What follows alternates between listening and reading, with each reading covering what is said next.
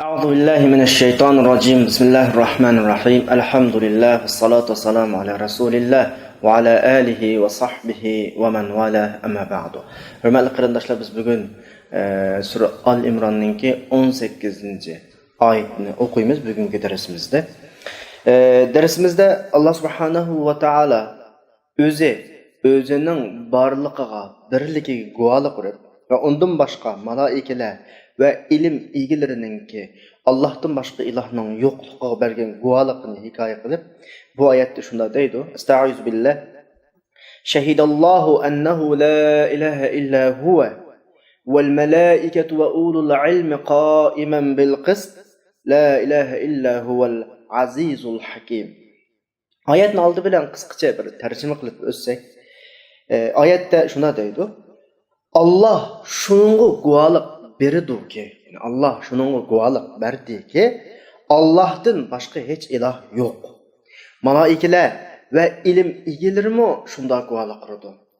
Allah bu guvalıkta adaletini toğuzgan halette guvalık kurdu. Yani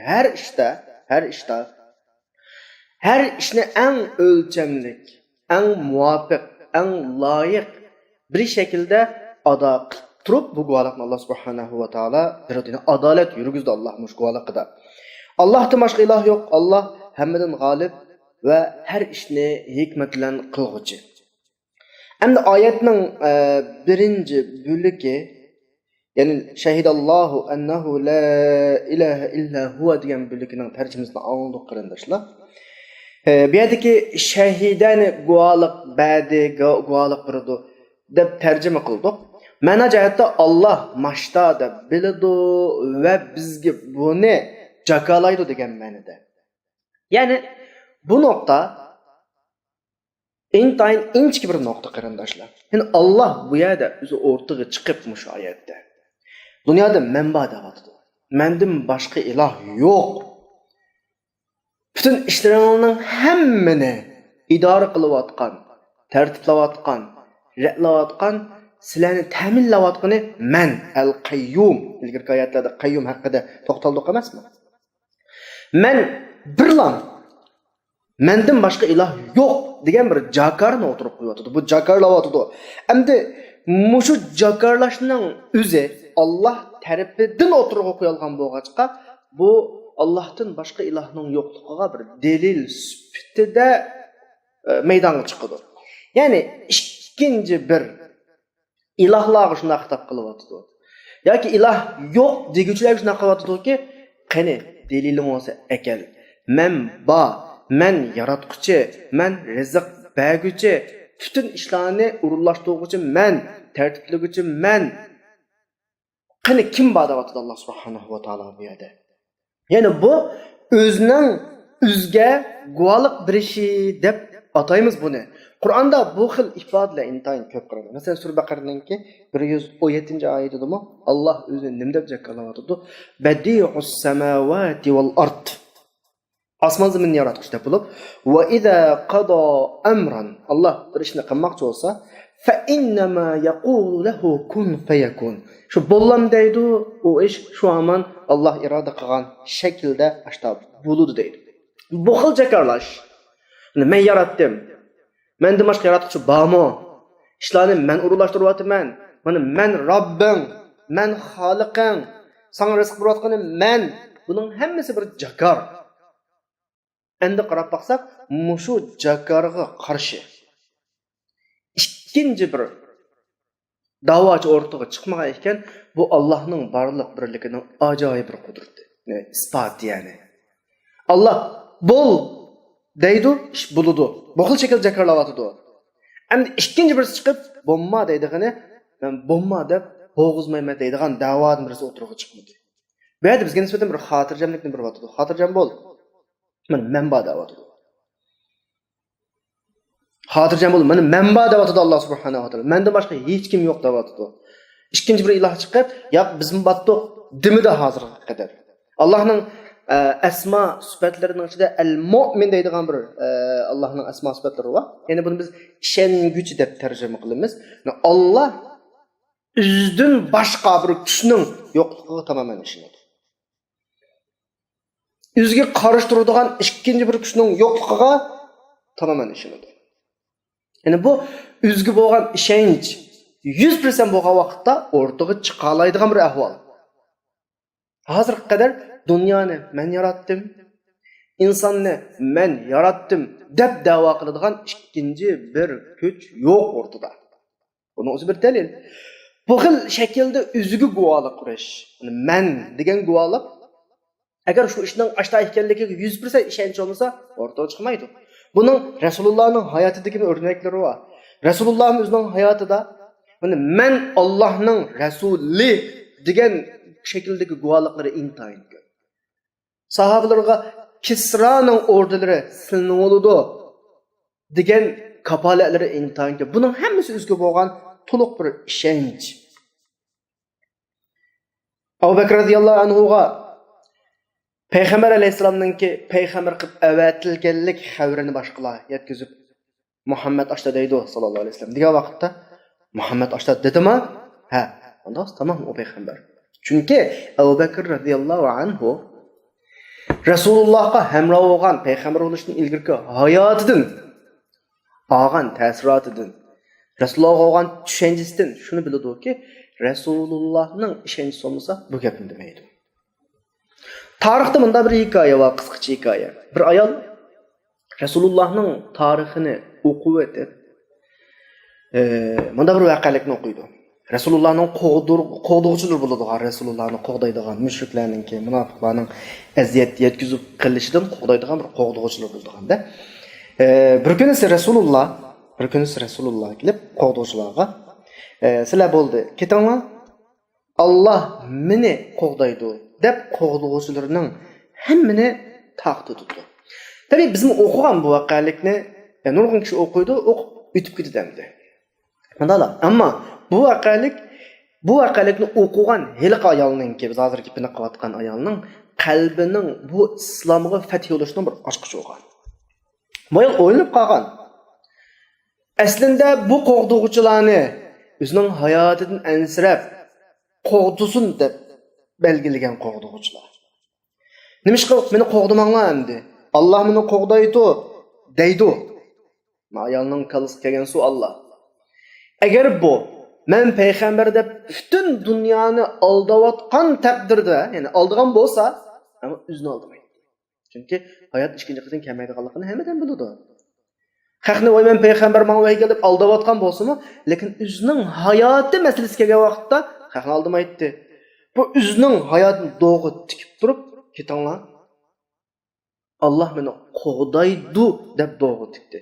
Bu xil şekildeki özüne doğru tikiş, yani özünü ortaga qo'yish özüge nisbeten, muşu işiğe nisbeten 100% işençisi olmagan vaqtida, yani özünün peygamberligiga o'zi 100% işenmese ma ishni qilmaydi. Demek özünün hayatını Allah'ın qoğdaydiganligini tamamen işinedi. Yani bu başkaları qavatgan dava yalğancha emas. Deb bu ayol mushu vaqalikni o'qish yanida musulmon bo'lgan. Yani bu o'zining guvohlik qilishi. O'zining bir ishni men shu, mendan boshqasi emas degan shaklda o'rtaga chiqish bu alohida guvohlik. Agar uningga ikkinchi bir qarshi to'g'richi maydonga chiqib sen unda emas, sen mana shuni qilsam men buzalayman. Sen onu desang ben diyelerden çıkmagan ahval aslında acayip güçlü delil paket bu. Bir işinin rast yalğanlıqıga. Xuddi Peygamber'nin hayatını görmemizde. Ama ayette mi Allah Subhanahu ve Taala nimde atıdı? Onu menden başkalar yok da atıdı. Allah'ın guvalıqı yeterlik bizge. Şehidallahu ennehu la ilahe illahu Allah üze menbada atıdı. Onun için malaikelermo guvalık bir atıdı. Malaikeler bizge nispeten gayb. Yani biz göremeyiz. Buyruqlarının avamını, təlimatlarını Allah'tan alıdı. Allah'ınki ilah ikenligiga, her şeyinin yaratquchisi ikenligiga, Allah'tan başqa ularga təlimat beradigan birisinin yo'qligi bo'lib tamamen ishongan. Bu noktadan malaikelermi bu noktada guvohlik beradi yani. Ondan keyin 3-chi qatim oyatning oxirisida va ulul ilm, bilim egalari. Bular etrafidagi Allah'ınki mahlukatlardan, kainatlardan Allah'tan başka ilahның yo'qligini süzüp çıkıdı. Çünkü bu ilimli kişiler. Acayip çok guvalık bu ayetteki. Birisi Allah'la özgü bergen guvalıqı. İkincisi malaikelerinin bergen guvalıqı. Üçüncüsü ulul ilminin bergen guvalıqı. Ulul ilmi meselesi de. Yani ilim ilgilerini koş diye malaikege. Bu bir çoğun mertebe. Muşu noktada azırak toxtuluşumuzga toğru kildi qarindaşlar. Allah subhanahu wa ta'ala dünyada, yani yer şarida sanaqsız Allah'ın barlığı ve birligiga dalalat qiladigan, ko'rsatadigan, ishorat qiladigan nurg'un delil faktlarni qo'ygan, chaçqan yani. Her tarafga qarasak Allah'ın barliq birligini ifodalaydigan bir nuqtalarni ko'rib olamiz. Endi o'tirib bu vaqtda tafakkur qilgan, o'ylangan, inchki diqqat qilgan kishi dal shu natijaga yetalaydi. Dal bu natijaga yetalaydi. Yani aslında Allah'ın dastlab oyatning boshidagi mendan boshqa iloh yo'q deb bergan guvohligini o'zi asli yetarlik. Hamda bu bizga nisbatan yetarlik bo'lmagan ahvol ostida, ya'ni masalan yangi iymonga kirmagan yoki iymoni ojiz kishilarga nisbatan shunda diqqat nazarini atrofdagi olamga nazar tashlaganida bu yerdan andakin bu ishonchni, bu guvohlikka nisbatan to'liq toshqan bir iymonni hosil qilgan bir ahvolga qanaqa qiladi, erishadi.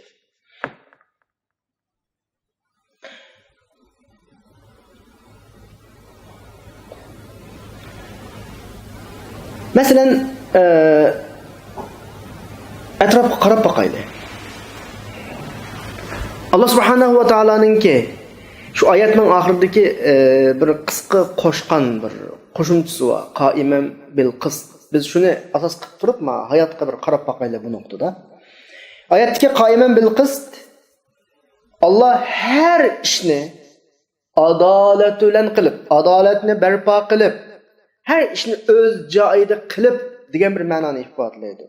Biz hayotga qarab boqqanimizda shuni bayqay olamiz. Allah subhanahu va taolo hayotning umumiy ritmini kishilarga umumyuzlik o'rtaq taqsim qilgan.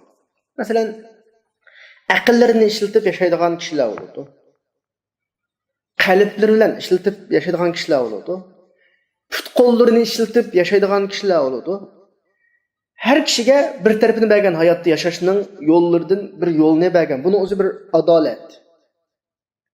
Agar bir insonga bütün iqtidorini berib, hech kimga ehtiyoj bo'lmaydigan bir holat shakllangan bo'lsa, bu yer bir adolatsizlik shakllangan bo'lishi mumkin. Masalan, men ma'lum bir nuqtada iqtidorim bor, ammo bir tarafda yo'q. Yana birisininki menda yo'q tarafda alohidilik va menda bor tarafida yo'q. Mende ba alayidliklerden faydalanıp bir emgek kılıman, bir işleymen, bir netice yaratıman. Bu neticemden başkalar faydalanıdı. Başkalar özdeki alayidlikten faydalanıp bir netice yaratıdı. Ben onundan faydalanıma. Muşunun özü Allah subhanahu wa ta'ala'nın hayatını taksim kılıştığı bir adaletinin bir görünüşü. Mesela bir adam, insan misal alsak, yemekini özü tayarlasa, içmeklerini, yani yemek içmeklerini özü tayarlasa, kiyim kiyecek ve başka ihtiyaçlar bütün narselerini özü kılalaydıgan, özü kolga keltirelaydıgan bop qalgan vaqtida şu hemen cemiyet buzulduğanlığı iniq. İnsanların bir kişiler yezigelikle şoğullanıdı. Yemek içmek işlep çıkırdı değil. Ama bulara başka kiyim kiyecek ihtiyaçlar. Bular yemek içmek özü işlep çıkargan yemek içmekni bir iş karşılıqida kiyim kiyecek kirişidi. Bu bir misal. Ve başka misal ağıltırsak nurg'un misal var. Bir yerga tergan buğdayimizni bir kişiler teriydi. Yeni bir kişiler onu un qilib bozorga soladi. Yeni bir kişiler onu non yoki başka tamoq qilib kishilarga sunadi. Ve bir kısım kişiler başka emgeklerini kılıp erişken pulavlan bulunu setip alır. Başta şekilde insan özü xalagan ve xalamagan şekilde. Gerçi xalamısı mı başkalarga muhtaç oladigan, başkalar bilan bağlanadigan bir holat cemiyette qanaqalıdı şekillenadi. Yani bu Allah'ınki iqtidorlarını, yaşaş yollarını insanlarga ortak taqsim qilgani. Deganimizda birisi yer teriydi, birisi raxt qo'ydi, birisi zavod. Shunga o'xshash masalalar. Misol olsak intayin ko'p. Ba'da hech kimdan Allah, hech kimdan qanaqa qilmadi, ortiq, tuvan qilmadi. Har ish o'z loyiqtida ishlagan ishliq. Erishadigan buning qarshiligida mana bir shaklda taqsim qildi. Buning o'zi hayotning mukammalligining asos sabablarining birisi, ya'ni oyatdagi qoiman bil qist. Qoiman bil qist. Mushuning o'zi hayotning ritmininki normal davomlashishi buzilmasligining asosiy sabablarininki birisi. Bu eng yuksak cho'qidagi adolat. Yani her adam o'zi ishlagan güçlük erishadi, o'zining ehtiyojini qandaydi, boshqalarning ishlagandan o'zi ehtiyoj tarafini oladi va o'zi ishlagandan boshqalar ehtiyoj taraflarini qanday qiladi? Beradi. Mana buning o'zi adolat deymiz buni biz. Yani insonlar o'tirsa shu orqali ehtirom shakllanadi. Men bir doktorga ehtiyojli, doktorga cho'qim hurmat qilaman, chunki og'rib qolsam kunlarning birida uni oldiga berib qolaman. Yana bir hunar kasbga ehtiyojli shu kasbning egasi hurmat qilaman, chunki yerga berib qilish nima bor, ehtimalim bor. Lekin kishilar menga hurmat qiladi, chunki men qilayotgan kasbga boshqalarning ehtiyoji bor. Shuning ehtiyojiga qaraganda mening oldimga keladi u odam. Shu tufayli menga ehtirom. Demak, insonlar o'tirisidagi ehtirom, mehr, muhabbat, bağlanışmı del muşu adil taqsimotning natijasi. Agar Allah biz dersimizning 5'te bayatning misalning 5'ida deganimizdek bir odamga butun ehtiyojini o'zi qamday oladigan iqtidorni bergan bo'lsa-edi, bo'ldi, bu odamning ishi tugaydi. Chunki hech kimga ehtiyoj yo'q. Şu amallam shaxsiyatchilik boshlanadi, takabburlik boshlanadi. Ondan keyin qarshi tarafdan shaxsiyatchilik va adovat, o'chmanlik, hasad boshlanadi. İş hammasi shu yerdan boshlanadi. Yomon ishning hammasi shu yerdan boshlanadi. Ondan keyin insonlar odatda normalda Allah tarafidan berilgan bu iqtidorlar qilayotgan kasbi ishlab chiqarayotgan mahsulotlari, qo'lga keltirgan natijalari ko'p hollarda o'zidindakiroq boshqalar foydalanadi bundan. Insonning o'ziga ehtiyojlari ko'p emas. Navoiy o'zining nenini yemabdi degandek bir gap bor-ku bizda. Yog'ochchining ishga cho'q degandek. Odam o'zi qilayotgan kasbdan o'zidan bekroq boshqalar foydalanadi ko'p hollarda. Bu nuqtadan qarish tarafninki kallasida shu o'y paydo bo'ladi. Mayli uni rasmiy xiyol ustida xiyol qilsin yoki his tuyg'u tuysun. Buning foydasi bizga deb boshqalarga nisbatan hasad qilish yoki chidamaslik ahvollari bo'lmaydi. Shu orqali kishilar orasida har kishininki iqtidorininki ahamiyati, qilayotgan kasbining ahamiyatining asosiy foydasi boshqalarga bo'ladiganligi. Uning qilayotgan kasbining alohidligidan hamma kishi o'rtaq foydalanadiganligi umumlashib, mushu tushuncha hammadan kallasida paydo bo'ladi.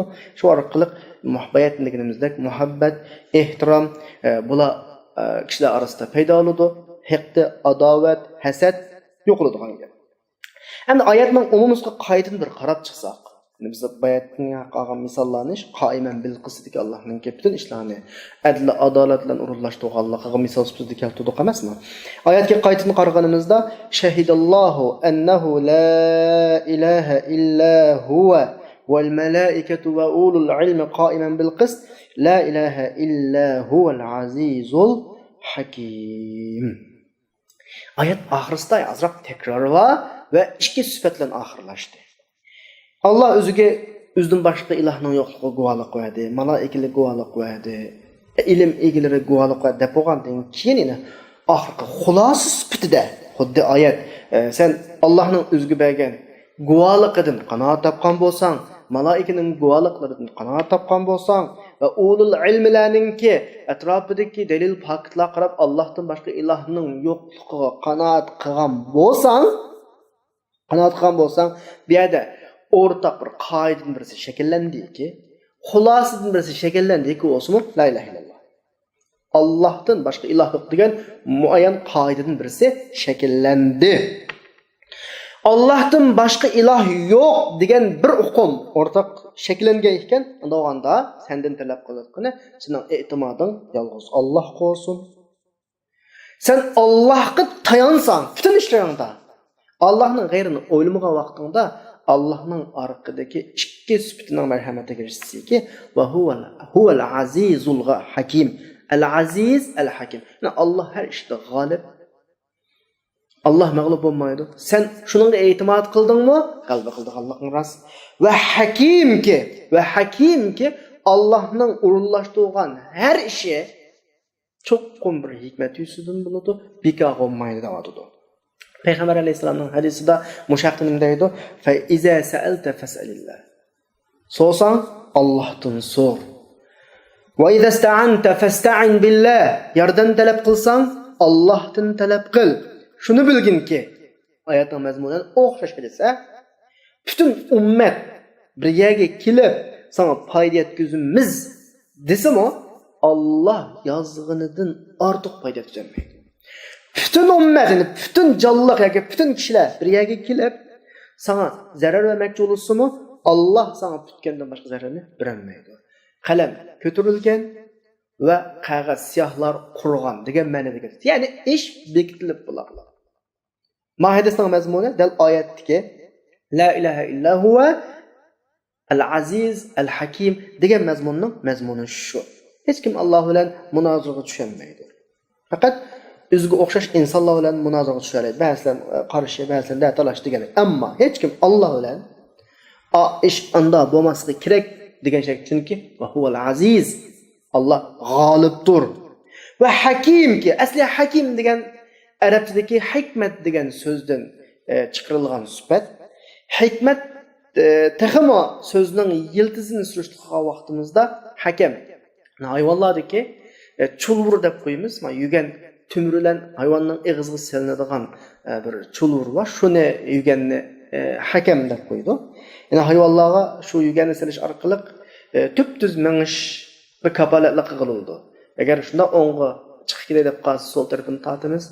Solga chiqib ketgili nima qilsa o'ng tarafini tortamiz. Ya'ni hayvonning atning mingishi, tuz mingishi kontrol qilinadi. Ya'ni hikmat degan nima desa, hikmat masalaning foydasini aniq, nima uchun qilinganligi aniq. Ya'ni yo'ldan chiqib ketmay, tüp-tüz ya o'ng ya solga chiqib ketmay tüp-tüz mingishga kapolatlik qilingan bir nuqta degan gap. Hikmatning asli ma'nosi shu. Yani madem Allah hakim bo'lgan ekan, Allah iroda qilgan har qanday ish, Allah buyurgan ish cho'qim ma'lum manfaat asosida bo'ladi. Sizning foydang uchun bo'ladi. Ko'rinishda sana ziyondek turgan bilan, ko'rinishda musibatdek turgan bilan sizning manfaating uchun bo'ladi. Bu nuqtani bu shaklda qanday qilishing kerak, tushunishing kerak.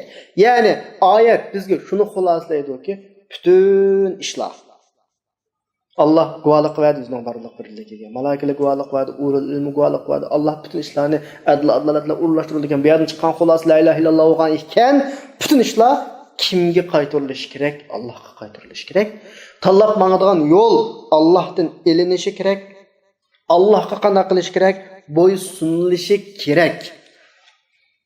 Chunki biz deb o'tdik, Allohdan bu huquqni talashadigan hech kim yo'q. Allah e'lon qildi. Allah bilan bu hukukda shirk qiladigan hech kim yo'q. Buningga hammasi guvohlik berdi. Unday ekan, na rizq masalasida Allohning g'ayriga e'timod qilmaymiz, na yo'l dunyo hayotda tutib mangadigan manhajimizda, hayotda tutib mangadigan qonunlarimizda Allohning qonuni, Allohning yo'lidan boshqa yo'lni tutmaymiz. Chunki Allah aziz, Allah nimadir? Hakimdir. Ya'ni bu orqali Allah subhanahu va taolo bizni qanaq qiladi? Xotirjam qiladi. Yani Allah'ta özü ortaga qo'ygan şu vahdaniyet sifat. Allah'ın her narsasiga bo'lgan qudrati, Allah'ın jaburuti, Allah'ın ilmi, Allah'ın hikmeti adil ki hech kim zulm qilmaydi. Allah bu oyatda shunda demoqchiki, men mening hech qanday hukmim rad qilinmaydi. Hech qanday buyruqim rad qilinmaydi. Men har ishni o'rinlashtirgan peti. Bo'ladi, men o'rinlashtirgan ish, men har ishni adolat bilan o'rinlashtirma degan bir uchurni bizga qanday qilyotdi, beryotdi. Endi shu oyatning o'tiridagi qoiman bil qist haqida yana takror to'xtag'imiz keladi. Buni bayatdan bizlar Allah har ishni adolat bilan o'rinlashtiruvchi, Allah o'rinlashtirgan har ish zulüm qılmaydigan ve zulüm qılınmaydigan şekilde buludu deb tushundirdik. Çünkü bu guvohlikni Alloh subhanahu va taolo o'zi dedi bu oyatda qoimam bil qist. Qoimam bil qist. Yani muşnuga qaraganimizda Allah'ın insanını yaratışındaki dastlabki bosqichlarga qarasak mesela bizning anamızning qusqugi törilishimizdan tortib hayotga kelishimiz, hayotdagi yashash jarayonimiz hammasiga qarasak biz bu bir xil adolatni his qila olamiz. Yani adolat degan nima desanglar bir taraf besib ketmaydigan ish adolat bo'ladi. Tarozining ikki tarafiga bir narsa qo'ysak, ma tarafni besib ketmay, hamma ish o'lchamlik, tuz, rus bo'lganida bir tarafdan yani kamchilikni his qilmaganimizda, bir tarafdan ortiqlikni his qilmaganimizda bunun bo'ladi adolat bo'ladi. Masalan qarasak, hayotdagi bizning yashash prinsiplarimizni Alloh subhanahu va taolo mana shaklda o'rnashtirdi. Bir bilik ishlarni insonning faqat munosabati yo'q shaklda o'rnashtirgan. Masalan, onamizning qusqidagi uzoqlanish masalasi, dunyoga kelgandan keyingi bizga kerakli bo'lgan oksigen, quyosh, oy, dengiz va bizga agar 1 minut, 1 sekund yo'q bo'lib qolsa, bizning yashashimiz tasga tushadigan ma ishlarni insonning faqat aloqasi yo'q shaklda o'zi o'rinlashtirgan. Buningda inson majburiy. İnsan çoxum şu oksigendan nefeslenadi, şu quyoshning nuridan manfaatlanadi, zaminning ustida mangadi, yashaydi. Bu ishlar hammasi Alloh tarafidan ijboriy, majburiy shaklda, tasxiriy shaklda o'rinlashtirilgan. Endi yana bir bilik ishlar bor. Hayotda insonning insonligini ifoda qiladigan. Ya'ni Alloh hayotdagi nurg'un ishlarni sababga bog'lab qo'ygan va natijani shunga o'rinlashtirgan. Yani inson bo'lib özünün bir ixtiyorlik sahip bir məxluq ekanligini his qilgudek, özünün yo'lini tepib mang'algudek bo'lgan vaqtida hayotni Alloh insonga ixtiyoriy shaklda tashlab qo'ydi. İnson o'zi kuchab, terishib bir ishlarni qiladi, natijasi shu hamon chiqadi. Men ishlayman, ishlaganning natijasi kelishiman, shu orqali hayotimni davom qilaman. Diqqat qilganimizda agar ishlar uyan buyon bo'lib ketsa, mesela ben bayatım degandek insanın fakat nemesi alakası yok işler var. Bayatım degandek şamal, ay, quyosh, zemindeki oksigen, deniz. Ama insana ihtiyaçlık insan onundan ayrılıkla yaşamaydıgan işlerini insana taşlap koysa. Sen işlep kap bunu dese biz işleydiğe kep boğuca belki yaşamazsınız mümkün. Yüreklerimizden otomatik halatı soğuqaşları, nefesiniz sistemlerimiz mesela kan aylanish sistemisi qatorliqning hammani o'zing bir taraf qilsa Üzən gündə man saat maaşını qılmasan, bedenindeki kan normal aylanmaydı. Sen gündə man saat bu işini qılmasan, nəfəsinin sistemin normal işləməydi. Və küzənin görüş ixtidarı gündə man saat maaşını qılmasan, köməydi. Degəndək urullaşdırıb qoysa, özümüzdən əmgiki urullaşdırıb qoysa, bəlkə ya horulluğumuzu tutub, ya ki bir qiyinçilik tüpəylədən bir işini qılıq sıxab qalsaq, ətisi bedenimizdeki hareketler to'xtab qolishi mumkin. Nefeslanadigan oksigen tugab qolishi mumkin. Bu hayot buzildi degan gap. Shunga bu xil shakldagi ishlarni Alloh subhanahu va taolo insonning aloqasi yo'q shaklda bevosita qana qilayotgan, urilashtirayotgan. Bu kam bo'lmaydigan bir taraf. Bu adlining Allohning qoiman bil qisdagi adil bir shaklda urilashtirishining bir ifodasi. Endi insonning boshqa hayvonlardan, mahsulotlardan ko'rinarli farqli tarafi nima desa, insonga boshqa hayvonlarda berilmagan aql berilgan, shuningga yarasha iqtidor berilgan, inson ishlarni qaror qila oladi, shu qaroriga asosan ish boshlay oladi va ishlarni davom qiladi, bu orqali bir natijaga erishadi. Bu nuqtada Alloh insonga yana kengashlik berganki, bu ishlarni bergan. Hayotda inson sabab qiladi, natijaga erishadi. Yani bu insanın bu iki xil tarafi eng münasip bir şekilde o'rinlashtirilgan. Yani onun için insanın o'zi ishlaydigan ixtiyorligini qo'lga olgan vaqtimi, yani tug'ilgan vaqtdan keyin emas, yani necha 10 yil yashab, mesela aqallisi 15, 16, 17, 18 yoshlarga kirib, yani rushd yashiga yetib bo'lgandan keyin an biriladi bu insonga. Undan ilgari insonning ya ota-onasi tarafidan ya boshqalar tarafidan ko'ngil bilib, parvarish qilib, asrab, yo'nutdi insonni. Bularning hammasini o'rinlashtirishga qaragan vaqtimizda Acayip bir adaletni his qilamiz. Yani Allah insonni hammamiz o'rinlashtirilgan, zodi o'rinlashtirilgan, bit yashaydigan majburiy sistem ostidagi inson qilib yaratmadi. Hamma ishingni o'zing qil, o'zing top deb erkin qo'yib o'tilgan. Mana shaklda yaratmadi. Yani insan kılanmaydıgan noktalarda Allah o'rinlashtirdi. İnsan kılalaydigan noktalarda insonga nima berdi? Erkinlik berdi. Bu erkinlik berganlik Allah'ın insanın mevcudiyetiga ehtirom qilganlik, insanın hayotiga ehtirom qilganlik, insanın xohishiga ehtirom qilganlik, insanın tanlashiga ehtirom qilganlik. Yani bu yerda shuni demakchiki, men hamma ishni adil o'rinlashtirdim ki sana zarur hayot sabablarini, hayot vositalarini men o'rinlashtirdim. Bununla sen uğraşma. Tatağın musun? Sen kaçan bununla karışkandan keyin bunu buzulsa. Çünkü o sistemden uğraşır olgan. Sen ayının oksijenin yeni bir nersinden çıkarmışma. Bunu men təminləyəm. Mesela o ağacı sen çünkü o nəslə sen doğuluşdan ilgili sana hazırlanğan. Fakat senin yaşın üçün ben onu hazırladım. Bu bir tarafı. Əmdi men senin bu arqılıq hemen mənbədim deb erkinligini boğmayman. Sen erkin. Müstakil iradəyə ega, hayat yolunu tanlash ixtiyorligiga ega. Bu sening qo'lingda. Va shuning bilan birga yashash ahvoling bu sening qo'lingda. Sen qanchalik ishlasang, shunchalik erisha olaysan. Buyuk ishlarni qil, buyuk natijaga erishsa, buni senga berdim. Sen inson bo'lib sifating bilan mama ishlarni qil, mama ishlarni qilma, ammo shu endi qilma degan ishlarni qilish qilmasang sen ixtiyorli. Bu sening insonligingning hurmati. Degan shaklda insonga bu sistemin verdi. Mana bu noktalarni biz o'ylaganimizda Allah subhanahu va taolaning bütün insonning hayot jarayonini adolat bilan o'rinlashtirganligini ko'rib olamiz. Bu bir nokta. Yana bir nokta qoiman bil qist, adil, adolatni barpo qiluvchi, turg'izg'uchi deb tarjima qildik emasmi? Allah'ның barliq yo'qlik masalasidagi gapi bo'tadi. La ilaha illalloh, shahidallohu annahu la ilaha illalloh degan. Bu yerda ilah yok deydigan bir kişiler oldu. Ondan başka Allah'tan başka nurgun ilahını özgü ilah kılıp oladigan bir kişiler oldu. Allah'ın bu yerda bergen guvalıqı del ikki xil hukmning o'rtada turgan adil bir guvalık. İlah yok deydigan Allah'ım ilah var. Köp ilah var deydigan Allah'a bir ilah var. Manın mu ortada turgan bir adil guvalık. Bu noktadan qoiman bil qistni shu shaklda qana qilsak bo'ladi, tushensakmi bo'ladi.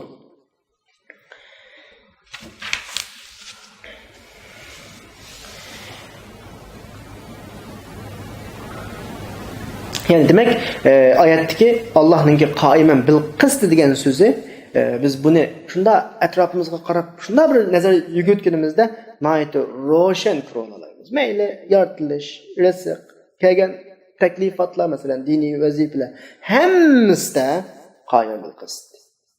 Bu ayetten xulasa şu chiqadi ki qarindoshlar, Allah her ishni o'rinlashtirishda eng adil shaklda o'rinlashtiriladi.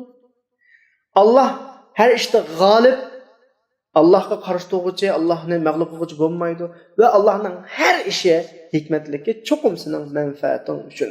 Ya acilen manfaating uchun bo'lgandan keyin sen Allah'a bo'ysunmaslikni nima etding? Allah'ның ta'limotidan chiqishgan nima hadding? Allah payg'ambarlar orqali avatgan yo'lni inkor qilishga nima hadding? Nima sababing bor? Nima bahonaң bor? Lekinki 19 oyatda innad-dina indallahil islam. Haqiq Allah'ın nazarı qabul olgan din İslam. Agar sen shu yuqoridagi shahidallohu annahu la ilaha illa huwa degan oyatdagi mazmunlar kalomni o'tgan bo'lsa, endi bu hayotda shu bo'yicha yo'l tanlash oldiga kelding, sen yo'l tanlashing kerak. Allah'ın nazarida haqiqiy qabul olgan din qaysi, Allah'ның xalqini qaysi, buni tanlashing kerak degan shaklda oyat to'xtadi. Biz oyatga munosabatli keyingi mazmunni, ya'ni innad-dina indallohil islam degan 19-oyatni kelasi soatlik darsimizda o'qiymiz. Bugungi darsimiz bu yerda oxirlashdi. Va oxiru da'vana alhamdulillahi robbil alamin.